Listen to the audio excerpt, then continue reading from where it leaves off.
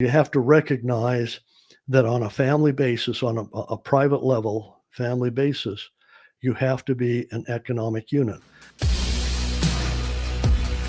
All right, so without getting too far into details, maybe like a 30,000-foot overview, like what are like two or three of the strategies that we should be using to be our own banker? Or is it even possible to do it with only two or three? Do you have to have the whole thing together? How does this work? Okay. There are three things you have to follow, and everybody's heard these, but it's still true. It's called the 10% rule. You always pay yourself right off the top 10%. If you don't do that, then you're stealing from yourselves. The whole purpose of using that money is to put it to work. But most of the time, people will take that 10%, they pay themselves, but then there's always this outstanding bill that they've got to pay because it's due right now. And they pass up the beautiful opportunity of putting that money to work.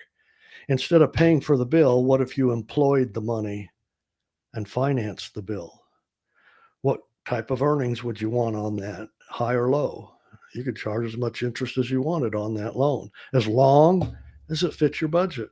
You don't care how long it takes to pay back. You care if your money's working and it's in an environment now that can't be taxed. So that's one. Number two, and you've heard this a million times, never, ever, ever spend principal. Rule number two from Warren Buffett on that says, don't even contemplate breaking rule number one.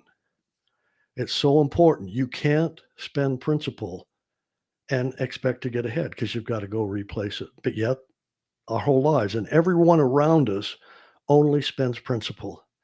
Would you be shocked if I told you it won't even take 20 minutes to convert people to never having to spend principal again? They'll get it, but it will be a choice. You either want to do it or you don't. And then the third, and you've heard this before, always follow a well constructed written financial plan and update it regularly.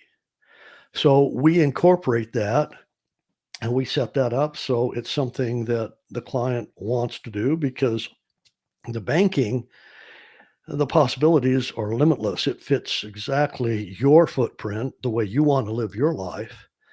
But again, at the end of the day, who's going to end up with the money? We say you should end up with the money. You should get it back.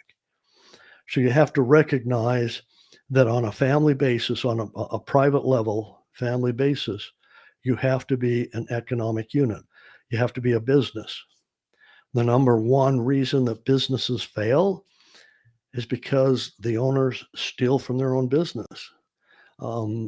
Perfect example might be like a welding company. We build trailers. Hey, well, I could build myself a trailer at no cost or just the cost of parts.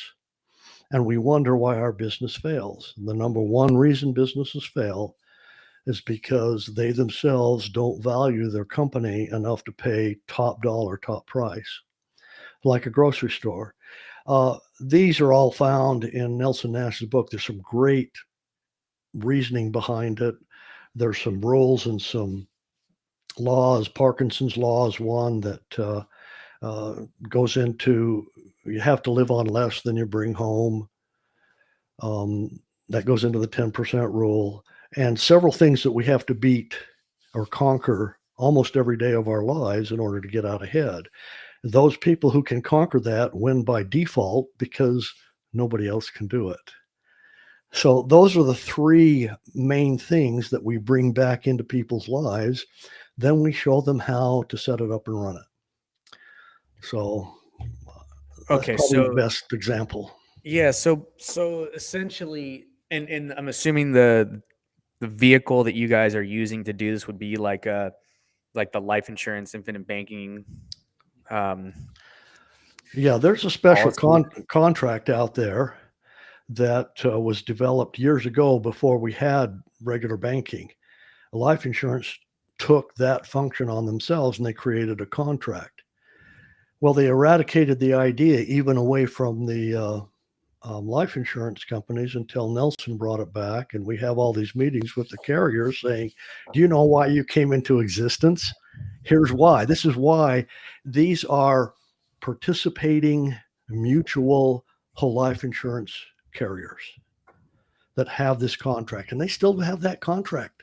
It still exists today, but it has to be put together to form the perfect private bank, and it will. Guarantees, all kinds of things to easily equal the market out there.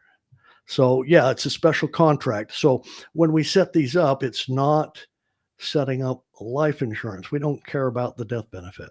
Right. We need the contract so that you can function that to put money in, store it on shelves, earn a good interest rate, then pull it out and finance your way through life. That's another important rule here. We all have to recognize that we finance every single thing we buy. If we pay cash for it, we give up the earnings it could have made for the rest of our life, right? It's an interesting idea. Yeah. Or we borrow money from someone else and we have to pay them interest. If we recognize that, which we're taught not to, see, this is the problem.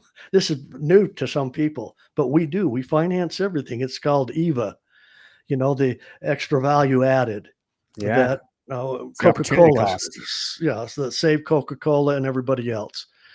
It's exactly that. But we have to do that in our family on a family basis. We have to recognize we don't go home and not be in business. We go home and run our personal private economy. Once we realize that and we finance everything starts coming into line.